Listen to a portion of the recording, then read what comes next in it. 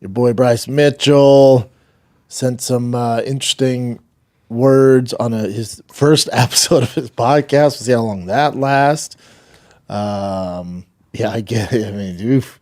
And then Connor was like, "Oh, you're pro Hitler? Hold my beer. I'm gonna use the N word and go hard in the paint against Khabib." So it's the Real Housewives of the UFC. I always tell you guys this. So much drama, always something. A lot of different flavors in this soup we call MMA, the UFC world. And sometimes you're not going to like the way that soup tastes.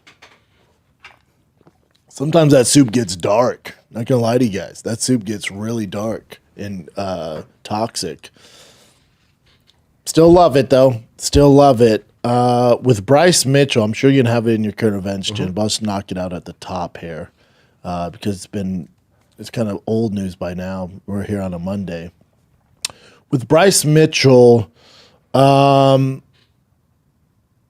don't think Bryce is like some evil kid, and I think Bryce is a product of the current society obsession with social media. I don't think he has a background in history, especially when it comes to World War I and World War II and Hitler and Germany, for that matter. I think he's homeschooled. If that's right, or he dropped out of school early.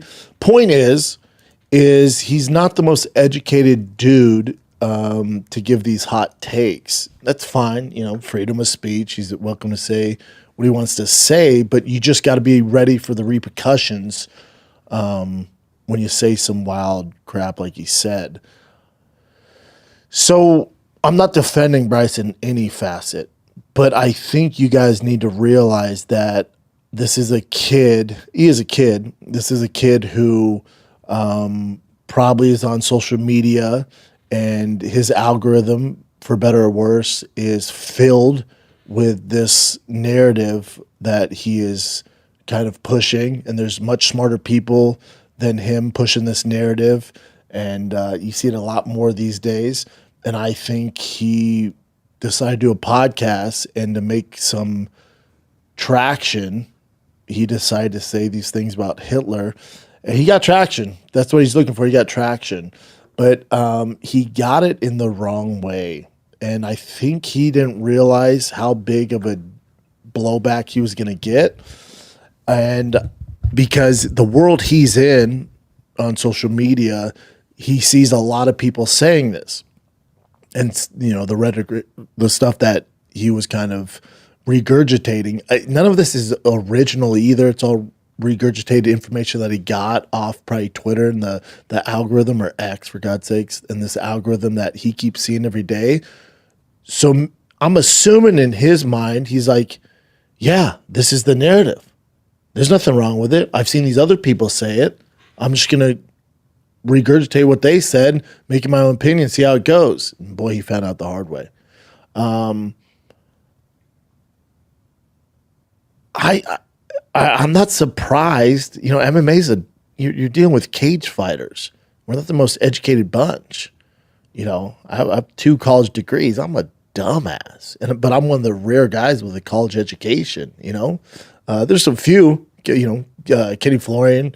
There's some smart ass dudes, but for the guys that are just spurting out and spewing this wild shit, yeah, man. Yeah, part of the gig. I do think it's interesting. Like, in the hardcores out there, you guys have been following MMA, especially the UFC, before the pandemic. Some of your news are like, what? There's been some horrible shit that's been said from fighters. The only thing that surprised me is how fast Dana nipped this in the butt. It's exactly what he should have done. I'm just surprised because there's been worse things. That's all relative. There's been some horrible shit said. Fighters have done some horrible shit, There's been some, anti-Muslim stuff. Also, I mean, you guys know. For those of you who've been following the sport long enough, there's been some horrible stuff said. But Dana's really never addressed it. Maybe in the post-fight press conference, they'll bring it up and he'll be like, that kid's an idiot, and then move on. This was very swift. He was there to talk about slap fight, which no one gives a fuck about. So I'm not saying Dana shouldn't have done anything. He definitely needs to address it because this kind of took the world by storm. You know, anyone that says this, especially a famous fighter, you want to address it, and obviously he stands behind freedom of speech. But also, you got to realize who owns the UFC and why he acted so swiftly. The UFC is owned by a Jewish man. You know, so I think he would have come out more swiftly. Like, say the UFC was owned by a black guy, certain times he would come out. Like with Conor stuff, he would address that if the UFC was owned by a black guy. If the UFC was owned by a Muslim guy, he would come out, some of the things Sean Strickland has said. So most was like, yeah, good for Dana, but also it's good for business. Don't get it twisted. And there's nothing wrong with that. He's a businessman. And maybe saying you want to fish with Hitler and he wasn't such a bad guy is probably the worst shit said, but there's been some this isn't new, guys. There's been some horrible shit said from all the years in fighting, and he's never really mentioned it. The reason he mentioned it this time, you know, the UFC is owned by a Jewish man, so it's good for business. They basically, if you don't think Dana has a boss, he does. He does. I know, fuck the man, all that stuff. He answers to somebody. He does. That's the deal they made. So the only thing I was surprised is how fast he came out, and then I thought about it, I'm like, there's a reason why I did that. There's a reason. Because there's been some horrible shit said. Have you heard him say anything about Conor using the N-word or saying Khabib fucks, you know, is incest and all that stuff and the anti-Muslim stuff and calling him terrorist and shit like that? No. He used it to build the fight. You know, so it's good for business. It's good for business. The freedom of speech thing's interesting too, isn't it? Freedom of speech is super interesting. It's complicated. I'm not the guy to figure this out. I'm sure not. Freedom of speech is interesting because the UFC prides himself on freedom of speech, but then it's not freedom of speech, really, is it? If you watch the press conferences. Because then why isn't Luke Thomas in there asking you questions about fighter pay or, you know, a certain matchup or, you know, certain business aspects and the antitrust lawsuit? Why did Ariel get banned for announcing, you know, a fight that he was told he could announce, and he's banned for life? You know, it's freedom of speech if you're on their team, because that freedom of speech is aligned with their thinking. Now, I'm far from the left. You know, I can't stand those people and some of their agendas. But if you're going to be freedom of speech, then you got to have people in there that don't agree with you and are going to call you out on your bullshit. But you got rid of all those people. Those people don't exist anymore. They exist online in their own businesses, but as far as being credentialed media, you don't allow them in there. That's not freedom of speech. That's not freedom of speech. If you have freedom of speech, you'd have everyone in there. Whether they disagree with you or not, you're going to have them in there, and they can voice their opinion, and then you can, you know, respond to their criticism or whatever. But when you get rid of all that, well, you're taking their voice away. Now, they can still do it on their own channels, but you're the UFC. You're the biggest in the business. You're only allowing people that will not ruffle any feathers and will push whatever. You got most of the credentialed media out there be like, slap fight's amazing, man. Those athletes.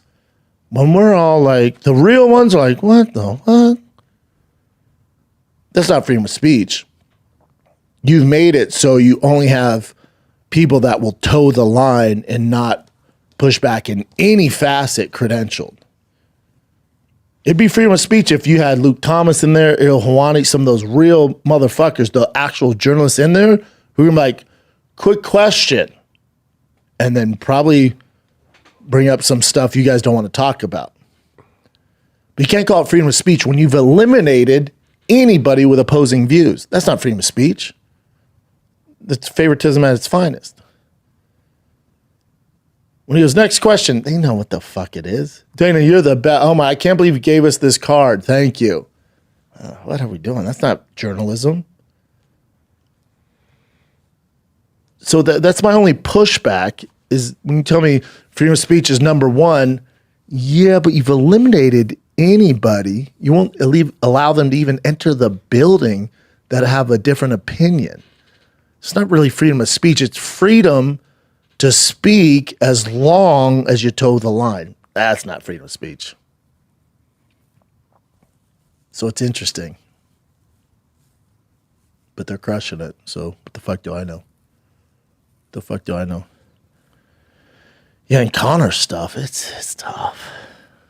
Just to add with the Bryce Mitchell stuff, he wasn't homeschooled, but he said he would homeschool his kids. So that's Bingo, yeah. Oh, so they don't turn gay and stuff, right? pretty much. He did say something Yeah, he like did that. say something like that. And then he also, so he did graduate from like a traditional high school and then went on to some place called Harding University with an Check out economics that big degree. brain on Brad. Economics degree. It's a private Christian university. So that's the other thing too. Remember, Bryce is a Southern boy. Was he Arkansas?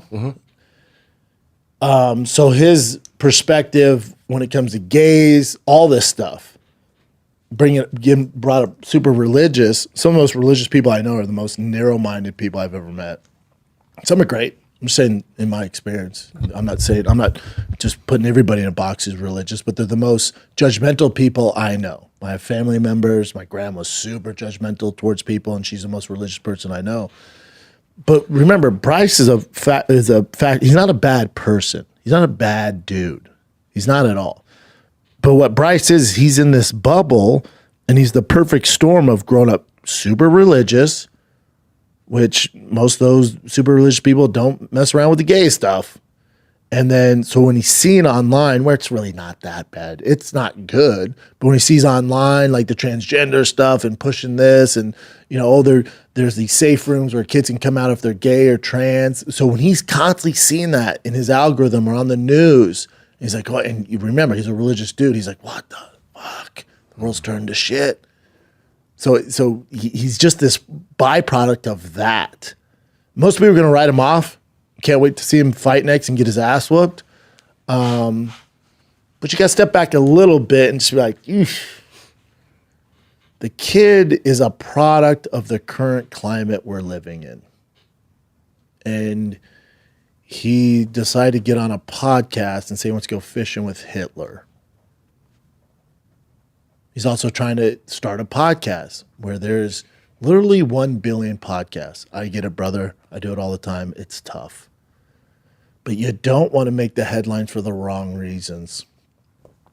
You don't. The UFC thought about cutting him to this magnitude. They've never done it before. They've never thought about cutting a guy over words. But when you bring up Jews, now you got their attention for a variety of reasons. I'm not just saying Dana did it just because his boss is Jewish, but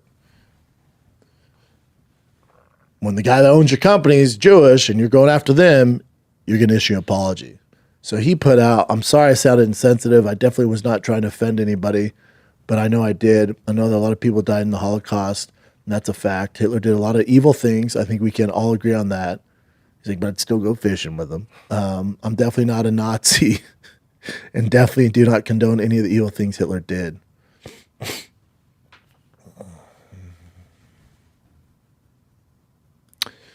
Bobby King Green put, "Love you, Bryce. I know you mean well, even when it doesn't come out right." Yeah, that's what happens, dude. That's what happens. Again, I don't think he's a bad person. I just think, again, he doesn't have any perspective on the history of Germany, World War I, World War II, And he's regurgitating something he heard people that he thinks is smart say. That's all that is. And he's on a podcast. He's a wild dude. We've had him on here. And remember, we were talking about mass shootings, and he was like, "Oh, it's all, they have a special team that does it." I'm like, "Whoa, I'm going to stop you there, dude. Whoa, buddy. You ever seen some of those parents talk about losing their child? Buddy." Yeah. He's educated by YouTube and X. And this is what you get. Again, not giving him a pass, but he's not some evil kid who's going to push this agenda.